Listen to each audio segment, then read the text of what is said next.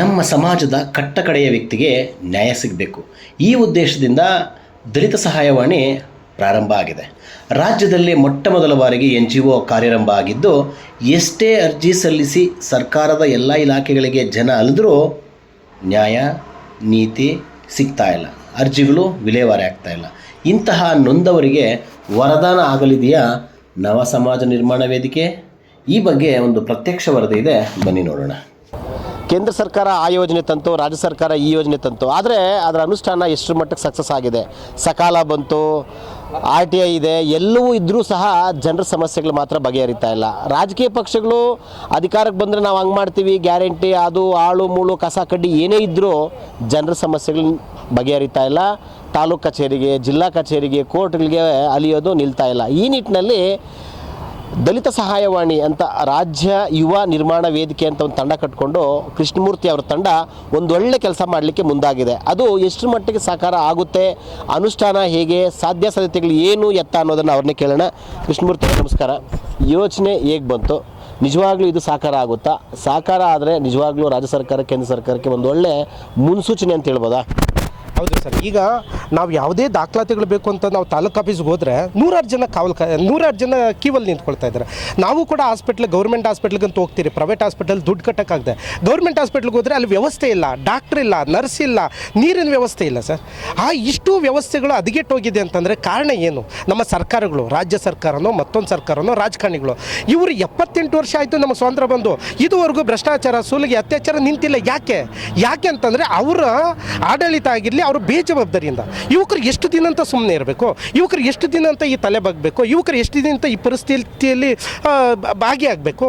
ನಮಗೂ ಸಾಕಾಗಿದೆ ಸರ್. ಊಟಕ್ಕೆ ಇಲ್ಲದೆ, ಒಳ್ಳೆ ಮನೆ ಇಲ್ಲದೆ, ಒಳ್ಳೆ ಮಠ ಇಲ್ಲದೆ, ಒಳ್ಳೆ ಉದ್ಯೋಗ ಸಿಗದೆ ಸಾಯ್ತಾ ಇದ್ದೀರಿ. ಇದಕ್ಕೊಂದು ಕಡಿವಾಣ ಆಗಬೇಕು ಅನ್ನೋದಕ್ಕೋಸ್ಕರನೇ ಯುವ ಸಮಾಜ ನಿರ್ಮಾಣವನ್ನು ಪ್ರಾರಂಭ ಮಾಡಿದ್ರು, ಒಂದು ಸಹಾಯವಾಣಿಯನ್ನು ಪ್ರಾರಂಭ ಮಾಡಿದ್ರು. ಈಗ ದಲಿತರ ಸಹಾಯವಾಣಿ ಅಂತ ಹೇಳ್ತಾ ಇದ್ದೀರಿ, ಇದು ದಲಿತರಿಗೆ ಮಾತ್ರ ಸೀಮಿತನಾ ಇಲ್ಲ ಸಮಾಜದ ಎಲ್ರಿಗೂ ಅನ್ವಯ ಆಗುತ್ತಾ? ಈಗ ಎಲ್ಲ ಅಹಿಂದ ಯಾರ್ಯಾರಿದ್ದೀರಿ ಅವರು ಎಲ್ಲದಕ್ಕೂ ಅನುಕೂಲ ಆಗುತ್ತೆ. ಆದರೆ ಅತಿ ಹೆಚ್ಚು ಅಸ್ಪೃಶ್ಯತೆಯಿಂದ, ನೋವಲ್ಲಿ ಆಸ್ತಿ ಕಳ್ಕೊಂಡು, ಕೆಲಸ ಇಲ್ಲದೆ, ಮನೆ ಮಠ ಇಲ್ಲದೆ ಇರೋದು ಅತಿ ಹೆಚ್ಚು ದಲಿತರು ಸರ್. ಮೊದಲು ದಲಿತರ ಪರಿಸ್ಥಿತಿ ಹದಗೆಟ್ಟೋಗಿದೆ. ಅದನ್ನು ಸರಿ ಮಾಡಬೇಕಾಗಿರೋಂಥ ದಲಿತ ನಾಯಕರೇ ಹಿಂದೆ ಹೋಗಿ ಅವ್ರ ಜೀವನವನ್ನು ಬದಲಾಯಿಸ್ಕೊಳ್ತಿದ್ದಾರೆ. ಅದಕ್ಕೋಸ್ಕರ ಎಲ್ಲರಿಗೂ ಅನ್ವಯಿಸುತ್ತೆ.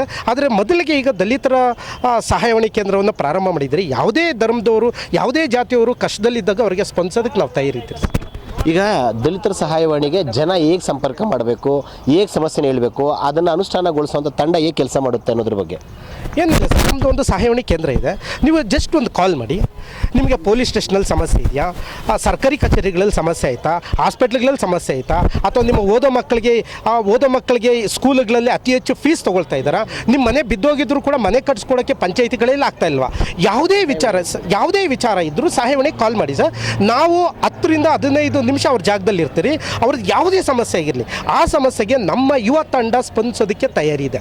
ಈಗ ಒಂದು ಮನವಿನ ನಿಮಗೆ ಕೊಡ್ತೀವಿ, ಅದು ಎಷ್ಟು ದಿನದಲ್ಲಿ ಬಗೆಹರಿಸೋಕ್ಕೆ ನೀವು ಟೈಮ್ ಲೈನ್ ಏನು ಹಾಕೊಂಡಿದ್ದೀರಾ? ಅದು ಮನವಿ ಮೇಲೆ ಡಿಪೆಂಡ್ ಆಗಿಬಿಡುತ್ತೆ. ಈಗ ಇದ್ದಕ್ಕಿದ್ದಂಗೆ ಪೊಲೀಸ್ ಸ್ಟೇಷನ್ಗೆ ಯಾರೋ ಒಬ್ಬ ವ್ಯಕ್ತಿ ಹೋಗಿ ದೂರು ಕೊಡೋಕೆ ಹೋಗ್ತಾನೆ.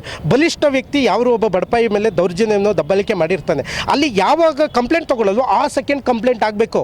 ಇದಕ್ಕೆ ತಕ್ಷಣ ನಾವು ಬಗೆಹರಿಸ್ತೀರಿ. ಈಗ ಸರ್ಕಾರಿ ಕಚೇರಿಗೆ, ಈಗ ತಾಲೂಕು ಆಫೀಸಲ್ಲಿ ರೆಕಾರ್ಡ್ಗಳು ಕೊಡಬೇಕು. ರೆಕಾರ್ಡ್ಗಳು ಕೊಡೋದಕ್ಕೆ ಇಷ್ಟು ದಿನ ಅಂತ ಲಿಮಿಟ್ ಇರುತ್ತೆ. ಅಷ್ಟು ದಿನದಲ್ಲಿ ಆ ವ್ಯಕ್ತಿಗೆ ತಲುಪಬೇಕು. ಅಂದರೆ ಯಾವ ದೂರ ಇರುತ್ತೋ ದೂರ ಮೇಲೆ ಡಿಪೆಂಡ್ ಆಗಿ ಅವ್ರ ಜೊತೆಲಿ ನಾವು ನಿಂತ್ಕೊಳ್ಳೋಕೆ ತಯಾರಿ. ನಿಮ್ಮ ಸಹಾಯವಾಣಿ ನಂಬರು? ನಮ್ಮ ಸಹಾಯವಾಣಿ ನಂಬರ್ ಈಗ 7349494444 ಸರ್. ಒಂದು ಒಳ್ಳೆ ಮನಸ್ಸಿದ್ರೆ ಸಮಾಜವನ್ನು ನವ ಸಮಾಜವನ್ನು ಕಟ್ಟಲಿಕ್ಕೆ ಸಾಧ್ಯ ಅನ್ನೋದನ್ನು ತೋರಿಸ್ಲಿಕ್ಕೆ ಈ ವೇದಿಕೆ ಮುಂದಾಗ್ತಾ ಇದೆ. ಒಂದು ಒಳ್ಳೆ ಯೋಚನೆ, ಅದು ಒಳ್ಳೆ ರೀತಿಯಲ್ಲಿ ಅನುಷ್ಠಾನ ಆಗಲಿ, ಈ ಮೂಲಕನಾದರೂ ಜನರ ಸಮಸ್ಯೆಗಳು ಇತ್ಯರ್ಥ ಆಗಲಿ. ಇವರಿಗೆ ನಮ್ಮ ಅಭಿನಂದನೆ. ಶಶಾಂಕ್ ಜೊತೆ ಸುರೇಶ್ ಬಾಬು, ವಿಶ್ವಭಾರತಿ, ಯಲಹಂಕ.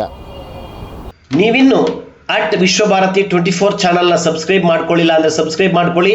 ನಮ್ಮ ವಿಡಿಯೋ ಕಂಟೆಂಟ್ ಇಷ್ಟ ಆದರೆ ಲೈಕ್ ಮಾಡಿ, ಶೇರ್ ಮಾಡಿ.